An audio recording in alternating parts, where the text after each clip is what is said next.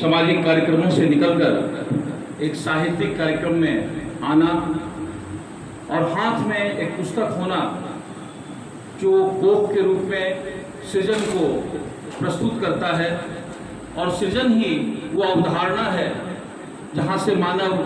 अपनी विकास यात्रा शुरू करता है। जब मैं प्रदीप बिहारी जी को देखता हूँ, अनिल पतंग जी को देखता हूँ, अपने वैचारिक रूप से विपरीत ध्रुव पर बैठे हुए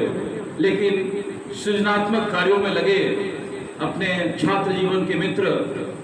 दीपक जी को देखता हूँ और आप लोगों को देखता हूँ, तो एक बात आती है, ये शैक्षिक संस्थान है, हम विकास यात्रा में आगे चलते हैं, वैचारिक भिन्नताएं होती है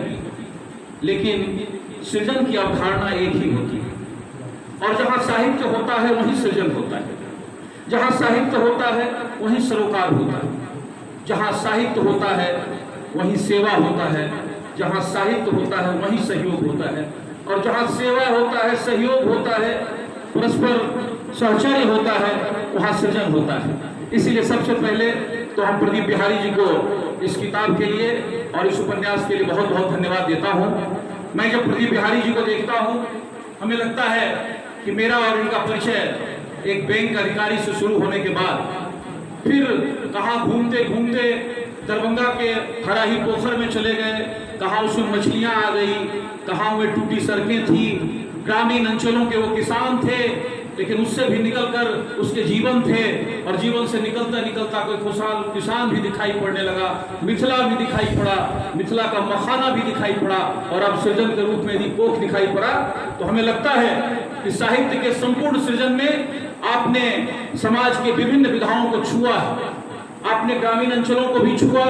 आपने उन लोगों के जीवन को भी छुआ जो समाज का एक भाग है। और समाज अपने संपूर्ण स्वरूप में तभी उपस्थित होता है जब गांव दिखाई पड़ता है, किसान दिखाई पड़ता है, गरीब गुरबा दिखाई पड़ता है, और जब झोपड़ियों में आह सिस्तन और पीड़ा हो और हमारे शरीर पर अच्छे वस्त्र हों और हम अच्छे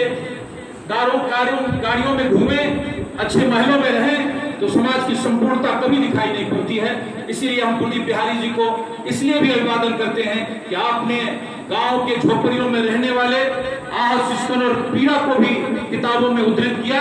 आपने महलों को भी उद्धृत किया, साथ ही साथ सृजन की अवधारणा को आपने जिंदा रखा। इसीलिए हम साफ साफ कहते हैं कि सृजन जहाँ है वहाँ साहित्य है, और ऐसी विचारिक गोष्ठियों का बहुत आवश्यकता है समाज को। हम विचारों में भिन्नता के बावजूद एक साथ एक जैसे लोग बैठते हैं, और राजनीतिक पृष्ठभूमि में भी तो विजन होना चाहिए। जो विजनरी नहीं है वो राजनीतिक विचारधाराओं के माध्यम से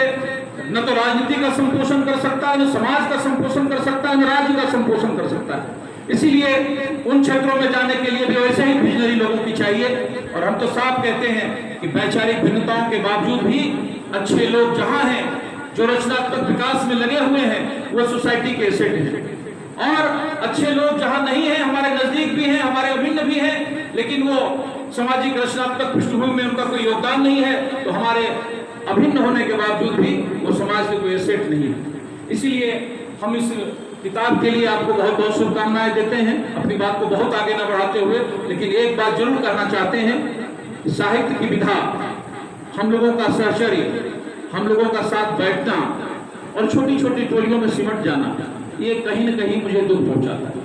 मैं भी कविताएं लिखता हूँ, मेरी अनेक कविताएं आप लोगों ने भी सुनी है, आपकी कविताएं हमने भी सुनी है, लेकिन कभी गोष्ठियों में मेरा शिरकत नहीं होता।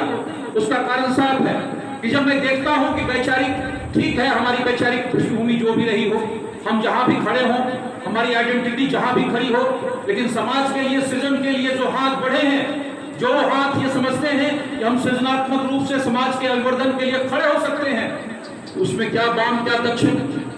और इसके आधार पर इसलिए मैं फिर से इस साहित्यिक गोष्ठी के माध्यम से, हमारे पीछे हमारे समधी साहब भी बैठे हैं, मुस्कुरा रहे हैं, हम साफ साफ कहना चाहते हैं कि वैचारिक भिन्नताएं हो सकती हैं, लेकिन उसके बावजूद भी समाज में, सामाजिक योगदान में साहित्य का जो सृजनात्मक भूमि है, जो सृजन का चेहरा है, वो नहीं अवरुद्ध होना चाहिए और निरंतर चलना चाहिए। हम प्रदीप बिहारी जी को स्मरण दिलाना चाहते हैं, आज से 20-20 साल पहले, 18-18 साल पहले हम लोग जेल में जाकर कविताएं करते थे। हम लोगों ने जेल में जाकर कविताएं की है और चंदेश्वरी जी जो अब नहीं रहे, वो कम्युनिस्ट पार्टी के नेता हुआ करते थे, उसमें काराधीन थे, तो काराधीन होकर वो भी हमारे कवि सम्मेलन में उपस्थित हो जाया करते थे। हमारे सामने राजकिशोर जी हैं, इनका विद्यालय हुआ करता था, वहां कवि सम्मेलन हुआ करता था, लेकिन वो कौन सी बातें हैं कि अब हम कुनबे कुनबे में सीमित हो गए हैं। हम दिनकर की संतान हैं, हमने सत्य कहना सीखा और सत्य जहां खड़ा होता है वही समाज खड़ा होता है। इसीलिए हम सबसे पहले तो आपको शुभकामनाएं देना चाहते हैं, लेकिन साथ साथ जो लोग यहाँ खड़े हैं और जो लोग बैठे हैं, समाज से ही सृजन होगा, समाज सृजन ही सत्य को कहेगा, और जब तक समाज में सत्य कहने वाले लोग जिंदा नहीं रहेंगे तब तक साहित्य की अवधारणा अभूत हो जाएगी। इसीलिए सत्य को जिंदा रखने के लिए साहित्य को जिंदा रखना बहुत जरूरी है, और यदि साहित्य जिंदा रहा तो राजनीतिक जीवन भी मर्यादित होगा, जीवन भी मर्यादित होगा, सामाजिक आदर्श भी मर्यादित होगा और जीवन मूल्यों पर आधारित समाज होगा। इसलिए आइए, इस किताब के लिए आपको बहुत बहुत बधाई। आपको इसलिए भी बधाई कि आपने इस रुग्ण क्षेत्र में जहां पर लोग सिमटते जा रहे हैं, आपने इसको जिंदा रखा है। आइए हम तमाम लोगों से निवेदन करते हैं कि आइए इस धारा को फिर से पल्लवित, पुष्पित और प्रवाहमान करें। रचनात्मक भूमिका में फिर भी साहित्य सत्य के साथ खड़ा हो और समाज का मार्गदर्शन करें। बहुत बहुत धन्यवाद।